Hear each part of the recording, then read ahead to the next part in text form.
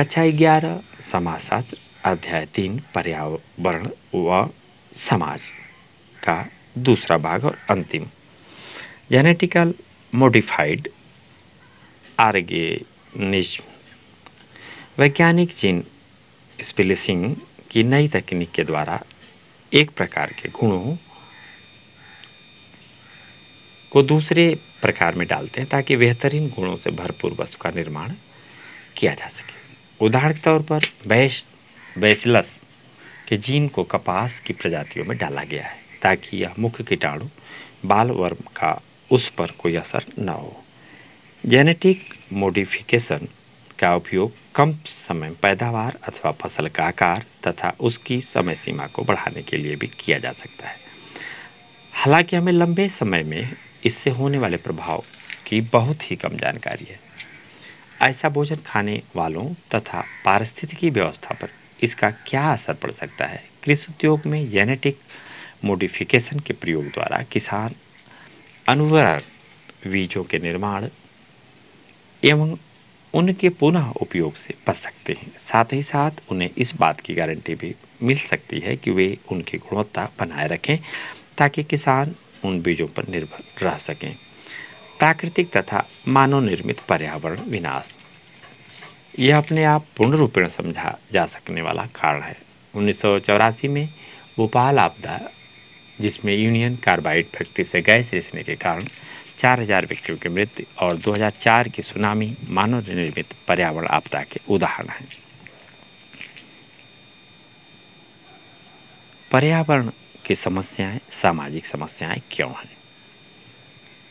सामाजिक पर्यावरण की समस्याएं सामाजिक असमानता के लिए कार्य करने वाले विभिन्न समूहों को किस प्रकार प्रभावित करते हैं। सामाजिक पारिस्थितिकी तथा शक्ति बहुत कुछ इस बात पर निर्भर करती है कि व्यक्ति अपने आप को पर्यावरण की आपदाओं से बचने या उस पर विजय प्राप्त करने के लिए किस हद तक जा सकता है। कुछ परिस्थितियों में उनके समाधान वास्तव में पर्यावरण की असमानताओं को बढ़ा देते हैं। गुजरात राज्य के कुछ जिलों में जहां पानी की बहुत कमी है, संपन्न किसानों ने अपने खेतों में उपजी नकदी फसलों की सिंचाई के लिए भूजल प्राप्त करने हेतु काफी धन नलकूपों की गहरी खुदाई पर खर्च किया है। जब वर्षा नहीं होती है तब गरीब ग्रामीणों के कुएं सूख जाते हैं, उनमें पीने के लिए पानी नहीं रहता है। ऐसे समय में संपन्न किसानों के लहलहाते खेत मानो गरीबों का मजाक उड़ा रहे होते हैं। कुछ पर्यावरण चिंतन कभी कभी सार्वभौमिक चिंतन बन जाते हैं जब इनके संबंध किसी विशेष सामाजिक वर्ग से नहीं रह जाते। जैसे वायु प्रदूषण को कम करना अथवा जैव विविधता को संरक्षण देना सार्वजनिक हित का कार्य है। समाजशास्त्री समीक्षा यह दर्शाती है कि किस प्रकार से सार्वजनिक प्राथमिकताएं तय की जाती हैं, किस प्रकार इन्हें आगे बढ़ाया जाता है। सार्वभौमिक रूप से वे लाभदायक नहीं भी हो सकते हैं। कभी कभी जनहित के कार्यों की रक्षक नीतियां वास्तव में राजनीतिक तथा आर्थिक रूप से शक्तिशाली वर्गों के लाभ की रक्षा करती हैं, गरीब तथा राजनीतिक रूप से कमजोर वर्गों को नुकसान पहुंचाती हैं। बड़े बड़े बांधों तथा उसके आसपास के संरक्षित प्रदेशों से संबंधित वाद विवादों से पता चलता है कि जनहित के रूप में पर्यावरण बहस एक ज्वलंत मुद्दा है। सामाजिक पारिस्थितिकी की विचारधारा यह बताती है कि सामाजिक संबंध मुख्य रूप से संपत्ति तथा उत्पादन के संगठन पर्यावरण की सोच तथा प्रयास को एक आकार देते हैं। भिन्न सामाजिक वर्ग भिन्न प्रकार से पर्यावरण संबंधित मामलों को देखते तथा समझते हैं। वन विभाग जो ज़्यादा से ज़्यादा राजस्व प्राप्त करने हेतु अधिक मात्रा में बांस का निर्माण उद्योग के लिए करेगा, वह उसे बांस के टोकरे बनाने वाले कारीगर के बांस के उपयोग से भिन्न रूप में देखेगा। इस अर्थ में उसका दृष्टिकोण कारीगर के दृष्टिकोण से अलग होगा। हालांकि दोनों बांस का प्रयोग कर रहे हैं। उनकी अपनी अपनी रुचियां तथा विचारधाराएं पर्यावरण संबंधी मतभेद उत्पन्न कर देती हैं। इस अर्थ में पर्यावरण संकट की जड़ें सामाजिक असमानताओं में देखी जा सकती हैं। इस प्रकार से पर्यावरण संबंधी समस्याओं को सुलझाने का एक तरीका पर्यावरण तथा समाज के आपसी संबंधों में परिवर्तन और इसका अर्थ है कि विभिन्न समूहों के बीच संबंधों में परिवर्तन, पुरुष तथा स्त्री, ग्रामीण तथा शहरी लोग, जमींदार तथा मजदूर, सामाजिक संबंधों में परिवर्तन, विभिन्न ज्ञान व्यवस्थाओं और विभिन्न ज्ञान तंत्र को जन्म देगा, जो पर्यावरण का प्रबंधन सुचारू रूप से कर सकेगा। शाब्दिक रूप में सामाजिक पारिस्थितिकी सामाजिक कैसे है, इस बात की समझ में हमने जिन तथ्यों को नज़रअंदाज कर दिया है, वास्तव में आज की पारिस्थितिकी से संबंधित सारी समस्याएं वहीं कहीं न कहीं गहरी दबी सामाजिक समस्याओं से उत्पन्न हुई हैं। आज की पारिस्थितिकी की समस्याएं जब तक नहीं समझी जा सकती हैं, जब तक हम दृढ़तापूर्वक इन समस्याओं को सामाजिक ढांचे से दूर नहीं कर लेते, तब तक सुलझाना तो दूर की बात है। इस बात को और बेहतर तरीके से समझने के लिए आर्थिक, नृजाति, सांस्कृतिक और लैंगिक मतभेद तथा अन्य बहुत से कारणों के साथ आज हम जितनी समस्याओं का सामना कर रहे हैं, पर्यावरण की व्यवस्था उसके केंद्र में स्थित हैं। इनके अतिरिक्त उनसे जो भी प्राकृतिक विपदाओं के कारण उत्पन्न होते हैं, मुर्रे बुकचिन राजनीतिक, दार्शनिक तथा सामाजिक पारिस्थितिकी संस्था के संस्थापक। सतत विकास पारिस्थितिकी और अर्थव्यवस्था के बीच एक जटिल संबंध रहा है, लेकिन एक बात निश्चित है कि जब तक दोनों के बीच संतुलन नहीं होगा, तब तक मानवता का भविष्य बेरंग रहेगा। पिछले 300 सालों से जिस तरह से आर्थिक विकास ने प्रकृति को नियंत्रित करने और जनसंख्या के एक वर्ग को लाभ पहुंचाने के लिए बेरहमी से उसके शोषण पर जोर दिया है, उससे हजारों वनस्पति और जीव जंतुओं की प्रजाति के विलुप्त होने की संभावना बढ़ गई है। गैर नवीनीकरण ऊर्जा के प्रयोग पर जोर और बड़ी संख्या में नई नस्लों की शुरुआत के कारण और औद्योगिक दुनिया की बढ़ती मांग को पूरा करने के लिए पारिस्थितिकी के क्षेत्र में बहुत तबाही हुई है। दुनिया भर में चिंता बढ़ रही है कि यदि प्राकृतिक संसाधनों की कमी और जैव विविधता के विलुप्त होने की वर्तमान गति कुछ समय तक इसी तरह चलती रही, तो भविष्य में आने वाली पीढ़ी को उसकी कीमत चुकानी होगी। सतत विकास वह विकास है जो भविष्य की जरूरतों को पूरा करने के लिए भविष्य की पीढ़ियों की क्षमता को जाने बिना वर्तमान की जरूरतों के साथ समझौता करता है। इसमें दो प्रमुख अवधारणाएं शामिल हैं। जरूरतों की अवधारणा विशेष रूप से दुनिया के गरीब की आवश्यक जरूरतें जिनको अतिरिक्त प्राथमिकता दी जानी चाहिए, और वर्तमान भविष्य की जरूरतों को पूरा करने के लिए पर्यावरण की क्षमता पर प्रौद्योगिकी और सामाजिक संगठन को राज्य द्वारा लगाई गई सीमाओं पर विचार करना चाहिए। ब्रंडलैंड की रिपोर्ट अक्टूबर 1987। आज पूंजीवादी विकास का आधार खपत है। नई चीज़ों को लागू करने के लिए पुरानी चीज़ों को नष्ट करना होगा ताकि लोग लगातार नए औद्योगिक उत्पादों का उपयोग करते रहें। दुनिया में असमानता बढ़ रही है। विकास और आर्थिक समृद्धि की मात्रा कभी भी पर्याप्त नहीं होती, क्योंकि आकांक्षा कभी समाप्त नहीं होती है। इसका मतलब यह है कि गरीब लोग हमेशा हाशिए पर रहते हैं, क्योंकि उन्होंने अभी तक अपनी कोई श्रेणी नहीं बनाई है। बहादुरों, इस नई दुनिया में ऐसी विफलता के लिए अब कोई जगह नहीं है। यह योग्यतम के अस्तित्व के बारे में है, जिस तरह से डार्विन इसके बारे में पागलपन की हद तक चला गया था। असहिष्णु क्यों नहीं होना चाहिए? Sunita Narayan, down to earth, 25 जनवरी 2016 में। हम एक असमान दुनिया में रह रहे हैं जहां हम संसाधनों और अवसरों पर नियंत्रण करना चाहते हैं, जहां सामाजिक स्तरीकरण की मौजूदा व्यवस्था ने कुछ लोगों को पहले से ही उपलब्ध संसाधनों और अवसरों के अधिकांश भाग को नियंत्रित करने के आसान अवसर दिए हैं। हमें दुनिया को न केवल खुद के लिए अपितु आने वाली पीढ़ियों तक के लिए सुरक्षित रखना है। हम न तो वर्तमान की ज़रूरतों से और न ही भविष्य की ज़रूरतों से अनजान हो सकते हैं। हमें ऐसे समाज का निर्माण करने की आवश्यकता है जहां लोग समान हैं, जहां संसाधनों का न्याय संगत वितरण होता है, जहां लक्ष्य समावेशी विकास होता है, लेकिन वह जो समावेशी परंतु अनन्य नहीं है, यही हमें अस्थायी बना देगा। इन तथ्यों के प्रकाश में संयुक्त राष्ट्रों के 193 सदस्यीय राज्यों के साथ वैश्विक सिविल सोसाइटी ने एक विचारशील प्रक्रिया के माध्यम से इसका नेतृत्व किया। 17 भूमंडलीय लक्ष्यों के साथ सतत विकास के 196 लक्ष्यों का विकास किया। इन लक्ष्यों को भूतपूर्व संयुक्त राष्ट्र संघ महासचिव बान की मून ने अपनी भावनाओं में व्यक्त किया और कहा कि कोई प्लान बी नहीं हो सकता, क्योंकि कोई बी ग्रह नहीं है। वर्षा नहीं, पर जल कीड़ा। पानी की भीषण कमी से जूझते हुए विदर्भ क्षेत्र में मनोरंजन तथा कीड़ास्थली की संख्या दिन प्रतिदिन बढ़ती जा रही है। शेगांव में बुल्धाना धार्मिक ट्रस्ट, जो कि एक बहुत बड़ा meditation centre and entertainment park चला रहे, ने एक अन्य पार्क में 30 एकड़ का मानव निर्मित जलाशय बनाने की कोशिश की, जो गर्मियों में सूख गया। लेकिन इसके निर्माण की कोशिश में काफ़ी मात्रा में पानी बेकार बह गया। यहाँ प्रवेश शुल्क को दाहन कहा जाता है। यवतमाल में एक निजी कंपनी ने दर्शनीय स्थल के रूप में एक सार्वजनिक जलाशय का निर्माण किया है।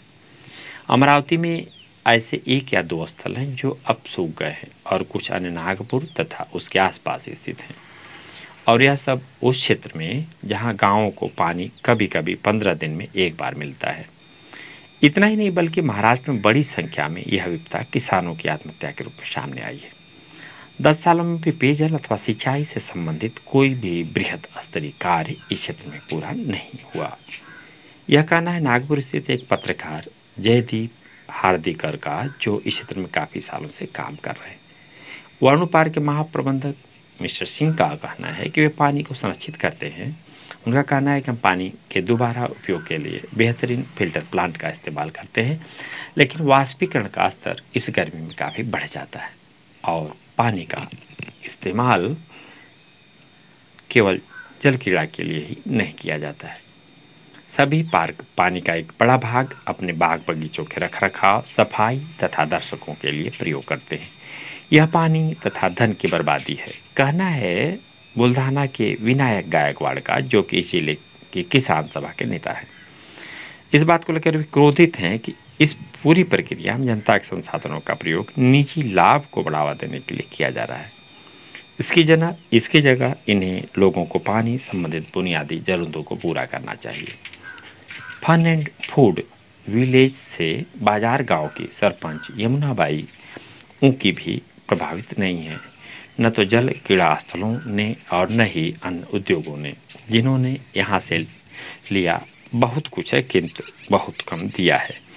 वे जानती हैं कि इस सब में हमारे गांव के लिए क्या है। एक सामान्य सरकारी जल परियोजना के लिए उनकी पंचायत को कुल खर्च का 10%, जो करीब 4.5 लाख रुपया होगा, 4.5 लाख का भार उन्हें स्वयं उठाना होगा। हम 45,000 रुपये कहाँ से लाएंगे?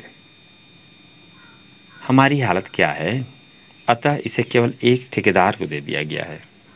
इससे यह परियोजना तैयार हो सकती है, लेकिन इसका अर्थ होगा कि समय के साथ इसकी लागत में वृद्धि और गांव का इस पर कम से कम नियंत्रण, जहां अधिकतर गरीब तथा मजदूर रहते हैं। पार्क में दफ्तर के बाहर स्थित गांधी जी की मूर्ति अब भी हिम गुंबद को देखकर मुस्कुराती है। बदकिस्मती उस इंसान की जिसने कहा था सरल जियो ताकि दूसरे जिए सरलता से। आप देखें यहाँ पर भगवान भारत को पश्चिमी देशों के तरीके के औद्योगिकीकरण से बचाए। आज पूरे विश्व को ब्रिटेन जैसे एक छोटे से द्वीपीय देश के आर्थिक साम्राज्यवाद ने जंजीरों में जकड़ लिया है। अगर 30 करोड़ जनसंख्या वाला देश वैसे ही आर्थिक शोषण को अपना ले तो यह पूरी दुनिया को टिड्डों की भांति खत्म कर देगा। महात्मा गांधी का कथन है। अब यहाँ पे देखें जल क्रीड़ास्थली के परिणामों के बारे में। जैसा कि ऊपर बताया गया है, इन सूखाग्रस्त कृषि इलाकों के किसान अपना जीवन अत्यधिक विविधताओं से घिरा पा रहे हैं। पिछले 6 वर्षों की रिपोर्ट को देखने से पता चलता है कि आंध्र प्रदेश, कर्नाटक और महाराष्ट्र के हजारों किसानों ने कीटनाशक पीकर आत्महत्या कर ली। आखिर वे क्या कारण है जिनकी वजह से किसानों जो ऐसे व्यक्ति हैं जिन्हें कृषि की अनियमितताएं विरासत में मिलती हैं, ने इस तरह के उग्रतम कदम उठाए। पत्रकार पी साई नाथ की खोजबीन यह दिखाती है कि किसानों की चिंताजनक स्थिति के लिए मुख्यतः दो कारण उत्तरदायी। पहला पर्यावरण का गलन तथा दूसरा आर्थिक कारण। कृषि की दशा अत्यधिक खराब हो गई क्योंकि किसान दुनिया के बाजारों के उतार चढ़ाव के सीधे चपेट में आ चुके हैं और सरकार द्वारा छोटे किसानों को दी जाने वाली सहायता मुक्त बाजार नीतियों के तहत कम होती जा रही है। कपास की खेती करने वाले किसानों के लिए यह फसल ज़्यादा जोखिम ज़्यादा लाभ की स्थिति में आ गई है। कपास को सिंचाई की आवश्यकता होती है, लेकिन इसमें कीड़े लगने की संभावना सर्वाधिक होती है। अतः कपास की खेती करने वाले किसानों को सिंचाई तथा कीटनाशक में पूंजी लगाने की आवश्यकता होती है। ये दोनों ही वस्तुएं आने वाले समय में काफ़ी कीमती हो गई। पानी के लिए की जाने वाली जमीन की गहरी खुदाई ने जल स्तर को काफ़ी कम कर दिया है। किसानों को पानी के लिए और गहरी खुदाई करने की आवश्यकता होती है और कीटाणुओं पर भी कीटनाशक दवाएं बेअसर साबित हुई। किसानों को नित्य नए नए कीटनाशकों की अधिक मात्रा में आवश्यकता पड़ती है, जिसके लिए वे साहूकारों तथा व्यापारियों के पास जाते हैं जो उनको अत्यधिक ब्याज दर पर ऋण देते हैं। अगर पैदावार नष्ट हो जाती है तो किसान ऋण की रकम वापस नहीं कर पाते। इस कारण न तो वे अपने परिवार का पेट भर पाते हैं और न ही पारिवारिक जिम्मेदारियों जैसे बच्चों के शादी विवाह को पूरा कर पाते हैं। सामाजिक तथा आर्थिक तबाही उन्हें कहीं का नहीं छोड़ती और अंत में आत्महत्या ही उनके पास एकमात्र रास्ता बच पाता है। क्रियाकलाप। पता कीजिए कि आपके परिवार में रोजाना कितना पानी इस्तेमाल किया जाता है। यह जानने का प्रयास कीजिए कि विभिन्न आय समूहों के परिवारों में तुलनात्मक रूप से कितना पानी इस्तेमाल होता है। विभिन्न प्रकार पानी के लिए कितना समय और पैसा खर्च करते हैं। परिवार में पानी भरने का काम कौन करता है। सरकार विभिन्न वर्ग के लोगों के लिए कितना पानी मुहैया करवाती है। विचार विमर्श। पानी की कमी प्राकृतिक है या मानव निर्मित, किन सामाजिक कारणों से तय होता है, उन्हें विभिन्न उपभोक्ताओं में कैसे वितरित किया जाए, पानी को इस्तेमाल करने के विभिन्न तरीके कैसे विभिन्न सामाजिक समूहों को प्रभावित करते हैं। जैसे जैसे नगरों का विस्तार होता जा रहा है वैसे वैसे स्थान के लिए मतभेद और बढ़ते जा रहे हैं। एक और जहाँ प्रवासी काम की तलाश में शहर आते हैं और कानूनी तौर पर रहने का सीमित स्थान उनके सामर्थ्य के बाहर होता है, वहीं दूसरी वे सरकारी जमीन पर बसने के लिए मजबूर होते हैं।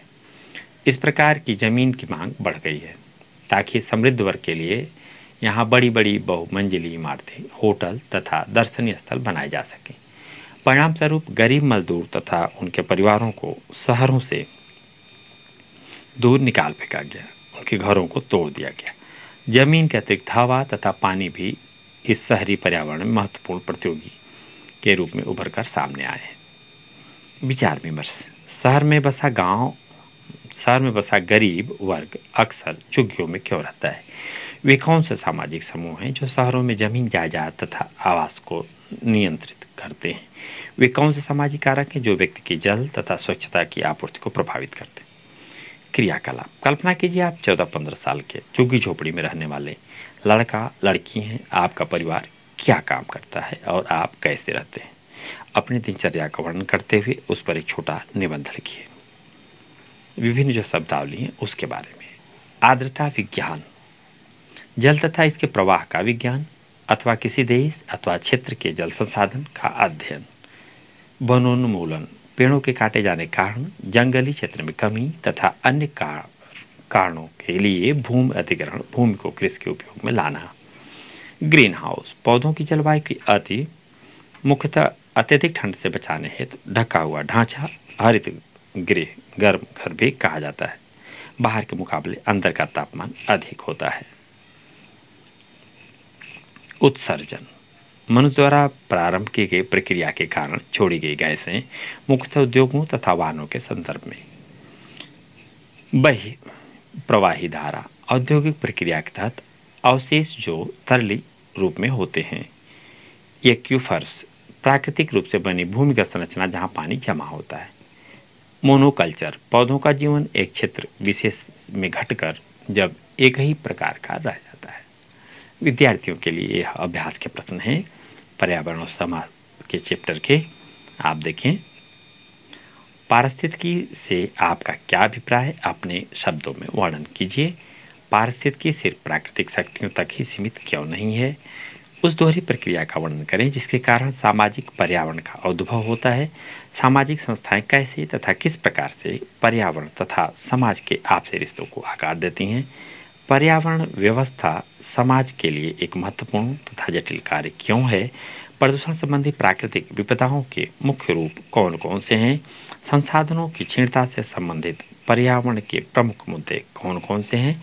पर्यावरण की समस्याएं सामाजिक समस्याएं भी हैं, कैसे स्पष्ट कीजिए। सामाजिक पारिस्थितिकी से क्या अभिप्राय है?